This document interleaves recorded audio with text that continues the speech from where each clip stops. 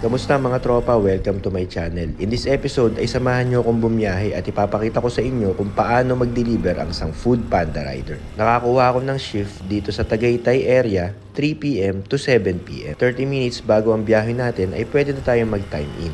Na-late ako ng mga ilang minutes at na-out of zone ako bago ako nakapag-time in. Kapag magta-time in tayo sa Panda ay kailangan natin ng selfie verification. I-register ni Panda yung mga mukha natin for security reasons. Kaya sa selfie verification, dapat ay wala tayong suot na helmet, face mask, or sunglass. Kapag naka-time in na tayo, ay mas magandang pumunta tayo sa heat map or yung mga kulay pula sa mapa dahil nandun ang mga vendor or restaurant at mas malakas pumasok ang order kapag nandun ka. At unang pumasok na order itong Mang Inasal.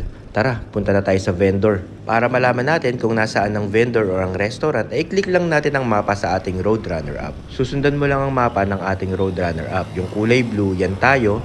At yun namang may parang